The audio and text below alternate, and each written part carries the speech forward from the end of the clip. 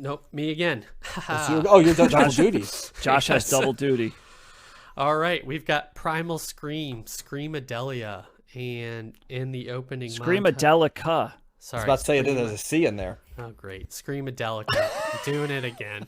And in the opening montage, you heard Moving On Up, and now you're going to hear... Okay, Matt, Screamadelica.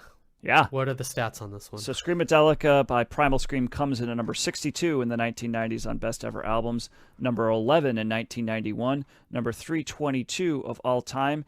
It is Primal Scream's highest rated album on Best Ever Albums. I did crack Rolling Stone's list at number 437, and Primal Scream is ranked number 237 of overall artist rankings on Best Ever Albums. All right. Primal Scream is a Scottish rock band that formed in 1982. Bobby Gillespie is the lead vocals, Andrew Innes is on guitar, Martin Duffy's on keyboards, piano, Henry Olsen's on bass, and Philip Toby Tomanoff is on drums, percussion. We haven't talked about this band before, but Bobby Gillespie was formerly the drummer on Jesus and Mary Chain, so that is kind of the connection to other groups that we have talked about.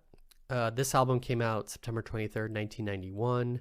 They have 11 total albums, and this is their third. It is a departure from their first two albums, which are more indie rock focused, and they are considered alt rock, alt dance, neo psychedelia, Britpop, house or acid house. They're influenced by the Rolling Stones, the Velvet Underground, Jesus and Mary Chain, the Byrds, Parliament, and Funkadelic on this album. Similar artists are Happy Mondays, Stone Roses, The Verve, Fatboy Slim, Suede, Soup Dragons, Dandy Warhols, and Moving On Up reached 28 on the Billboard's Modern Rock Airplay, number 2 on the Alternative Airplay. No Hot 100 hits there. They had no albums crack the Billboard 200. Screamadelica did peak at number 8 on the UK album charts, though. Some fun facts: Gillespie cites Pet Sounds as being an influence on this album, as well as Nico's album, The Marble Index. Also, 70s reggae and dub they were listening to a lot when they were making this album. Acid House DJ Andrew Weatherthal was a producer on this album, and he had never produced before, but they were into the acid house scene at the time, and so they wanted to bring him on. Later on in the group, Gary Manny Moundfield, fresh from the Stone Roses breakup, came on board as the bassist and revitalized the group, according to them. And the group submitted the title track to the Trainspotting soundtrack, which cemented their place in British and alt rock culture and soundtrack album culture, I would say. That's another influential 90s soundtrack. And this album was very well received by critics. Multiple high endorsements that I saw, not only at the time, but retroactively as well. So Screamadelica, Primal Scream, not what I was expecting when I saw the name, not knowing them. So John, let's start with you this time. What did you think of Screamadelica? I don't know if there's going to be a harder review for me to do in all of our time. Yeah. This was a confounding album to me, in that there were things on this album I really liked. There were things on this album I didn't like at all. Oftentimes they were blended in the same songs. Yeah. Oftentimes they were within 30 seconds of each other, because the songs kind of went on wild journeys, I'd say, along the way. At times the album washes over you. At times the album is way more confrontational. I don't even know if you mentioned a lot of stuff, Josh, yeah. And I get it. And that's, as I was listening, I was trying to think, like, would I have pieced it together with different, there's definitely like a house acid element to it. There's definitely a little bit of indie rock. There's definitely a little bit of what some of the shoegaze bands were doing, but not a heavy lean into it. I think that you talked about the Stone Roses. I saw some of what was in that album on this. So it was kind of a grab bag of stuff. It's all thrown together. It almost read to me kind of like an art project would be the way that I describe, all the way down to what the cover looks like. It seems like this was thrown together as sort of an experiment in sound. That's why I'm not surprised that they reference like Pet Sounds, right? Which kind of was that feel as well. Like put a lot of things together, sonic landscape, part experimental, but at times also tied into traditional pop sounds. There's times where this album is not ambient, but there's a lot of space along the way. I think the strongest part of this album is 9 to 11, the last 3 songs. I really enjoy I'm Coming Down all the way to Shine Like Stars. In fact, I think my 2 favorite songs on this album are Higher Than the Sun and Shine Like Stars. Higher Than the Sun is called a dub symphony, and definitely the dub influence is there. I heard a little bit of Velvet Underground and Shine Like Stars, as well as Higher Than the Sun mixed in as well, and dotted into different pieces. It's funny you mentioned them because that was a group, if you'd said name 2 or 3 things that influenced this album, I'd say dub music, like acid house type music, and Velvet Underground type sounds. That would be how I'd sort of merge all of this together. And as you'd expect, that mix of things is a chaotic mix, and as a result, I listened to this album twice and I didn't feel I was any closer to fully figuring it out. I think I'd have to listen to it a lot longer than this. As a result, it's hard for me to say thumbs up, thumbs down, or thumbs in the middle, because it's interesting and I can see its appeal. It's not an album I'm going to rush to go listen to again voluntarily, but it's also not an album that turns me off at all. And if somebody said, let me put this on, I would embrace the challenge, or the challenge is maybe the wrong word, but the idea of listening to it again. But it's a very, very hard album for me to put a thumb on. I'm interested to hear, I have more to say on this, but I'm interested to hear what you guys have to say. Matt, what do you think of this one? Well, it's definitely all over the place. Yeah. And you know, it's and a band that we've kind of mentioned, but you didn't really reference much in your take, was the Rolling Stones, because there's a couple tracks on here that are very much the opening track, Moving On Up, is like a Rolling Stones song with the Bo Diddley beat. You know, it's like this, you know, with a good point, Matt. with like a gospel choir in the background, you know, and then it goes right into Step Inside This House, goes right into this club song, which is like, whoa, okay, right? And they kind of continue that with Don't Fight It, Feel It, right? So you're kind of on the dance floor now. And then Higher Than the Sun, it's almost like when we were talking about the KLF a couple weeks ago, that there's songs in here that are more of the coming down part of the rave kind of thing, and that's kind of what that is. It's like this kind of psychedelic, you know, kind of trippy vibe that's going on. Same thing with Inner Flight. It's a very like, and then Come Together and Loaded are like these long quasi-anthemic rock, that's more of a rock-based kind of song that just like repeats over and over again, but it's like, it's a pretty catchy, infectious kind of call to arms. Like Come Together is like this positive sounding, you know, kind of thing with the vocals. There's a female vocalist on top of it that just sounds really good. Can I add a thought real quick, Matt? Because as you said that, I wrote down that this album sort of feels like you're just taking a series of different drugs. And the effect, like the songs sort of, you know, it's like each couple songs, right, sort of seems like it crescendos into what each of those would be. Yeah. So, yeah, and it's like the songs are almost kind of paired up together, right? And then like Damaged is more, then it goes from Come Together and Loaded to Damage, which is kind of like the acoustic, like Stones ballad kind of thing. And then the last couple of songs, which kind of goes into more of an experimental, you know, there's not really the beats or anything like that. It's kind of like this, you know, playing around with the stuff in the studio and whatever. And it's just, and it's like the first time you listen to it, you're like, what the hell is going on? It's just all over the place. And John, I think you got to listen to this more than twice. I probably listened to it for sure. I probably listened to this like 5 or 6 times, and I got no closer to solving it after 2 times. Like it's like I realized I need a lot more.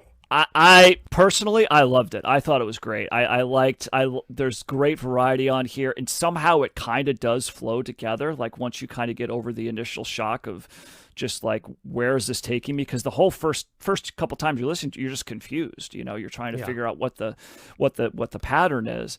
But as I listened to it more throughout the week, the more every song, like I was connecting more with it than I had the time before. And it's not to say that some of these songs are like initially like harsh or hard to listen to, at the beginning, because they're not. It's, at its core, a lot of these songs are actually quite catchy and easy to hear. But it's just because of the nature of like how everything flows and how different it is. That's what it kind of it's a little off-putting in that regard. But I love the variety in here. I love the way that it flowed. I thought it was fascinating. I've never heard of these guys before, right? So that's another thing. And it's interesting, Josh, that a lot of the artists that you name drop that are kind of like similar are either bands that like I was like, yes, that's certainly there, or bands that I really like, that I've gravitated towards. So I was like, yeah, it makes sense. So this was a really nice find for me, and I'm a pretty strong thumbs up on this record. I think it's pretty great. I'm not as high on this album as you guys. I may have to give it another listen. I interpret this as kind of like a 60s dance record, like their version of DJing a 60s dance record. Now, there are a lot of samples on this album, and this isn't something I knew right away listening to it. I looked it up, but a lot of bands that we have talked about in our 60s season are on this album, and that I did not pick up on. Can I guess some sure. that might be like I got some United States of the America from this. I got Scott Walker from this. Yeah. Wait, time out. I just saw this on Wikipedia. Do you know who wrote Step Inside This House? Josh, were you going to drop this? Yeah. Go ahead then. Go ahead. Yeah, Slip Inside This House is a cover by the 13th Floor Elevators. Yes, I that just doesn't saw surprise this. me. Yeah. So Roky Erickson, I saw that name. I'm like, that's familiar. Yeah. So Can is also sampled on this album, and moving on up. We've talked about Holland Dozier Holland before. That's they're on here. Gree Gree Gumbo Ya Ya, Dr. John album that song on a Dr. John album that we talked about. That's on there. Brian Eno makes an appearance also. Wow, okay. And some What I Am by Edie Brickell, which is a single I think we talked about. Really? That's in Loaded. That's why this is such a confounding album. Wow. It's like all these found sounds all over the place. And none of that stuff I picked up on listening to it. No, I didn't either. And I think it's buried a lot. And I really got hung up on like how kind of I feel like I needed to be on drugs to listen to this album. I really got hung up on the fact that it was just seemed like dance music or more like DJ house music than an actual album. Sort of like that sample we listened to by Beltram, the Energy Flash. I felt like it was more like that. Obviously not the same like tempo. Oh, I like this way more than that. I see what you're saying, but there's way more substance here for me.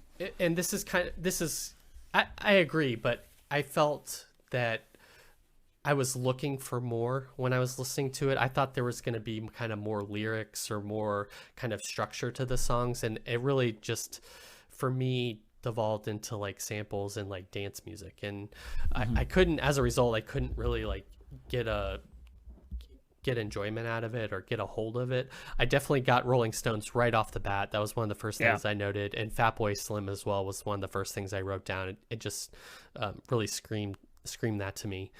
This album is practically an instrumental album in some ways, and I think that was the other thing I kind of got hung up on. I was expecting something, maybe unfairly. Also elements of George Michael, I feel like in the gospel, that kind of blue-eyed soul type of thing to it. But yeah, the songs, they really kind of build on each other. They're long songs. I think you have to be in the right headspace, and I just really wasn't into it. And also I kept comparing and contrasting it to Massive Attack and kind of the trip hop stuff that I was really into, and that wasn't this. And it kind of these guys weren't coming from hip hop. Yeah. There's no hip hop based on exactly. this. I think that's the thing, and I think in some ways they kind of took the psychedelic elements of 60s pop that I didn't like, and incorporated them versus like the Stone Roses, which took all the things I did like and incorporated them. So that was kind of where I was weighing things. And so as a result, I was kind of like mixed to negative on this album, and I didn't listen to it as much as Matt did, so maybe I'll appreciate it more. But this is kind of the dance stuff, house stuff that I am anticipating we're going to hear more of that I didn't really respond to. So so we'll see. Yeah, the more we talk about this album, the more I realize that it's a thumbs up for me. I think, just because as I dig back in songs and stuff, I just keep thinking about how interesting bits of the songs were, and unlike you, Josh, I think that you were focusing on the stuff you might not have liked as much and how it was less than. I think I was more interested in the stuff that appealed to me than the stuff that I was like, oh, I can't quite get this. I do think you need to listen to this album more than once, Absolutely. Josh. And I think you need to listen to it on headphones too. Yeah. Like if you didn't the first time around. I don't know if you listened to it on headphones or not, but that I did, is also but yeah. Okay, good. So you did get that. So I love the variety on it. And like you, Matt, I think it rewarded multiple listens for sure. And I will listen to this again. I also want to listen to this with some of my friends who might not be familiar as well, who I know are ambitious music listeners too, and get their take, because I do think it's a good conversation piece album. Yeah. No, it's a I think it's a fascinating record, and it's just it with each listen, there's something different happening. There was something different happening within me, just like my reaction or whatever. But yeah, certainly one listen, like cold, is just like, what is, it's just, you're really trying to find your footing, I think. Well, and impossible then it builds off of that. Impossible to talk about on our format too, because we'd have to go song by song on this. It's hard to say, okay, you get 5 minutes for a take, because to me, each song would be a take. Because I'd be like, let's talk about what's going on in Inner Flight, for example. Like, let's talk about that dub symphony, all 738 of it. It's let's unpack these one by one. So I think I'm going to be joining you, Matt, in the thumbs up category. Yep. All right. All right.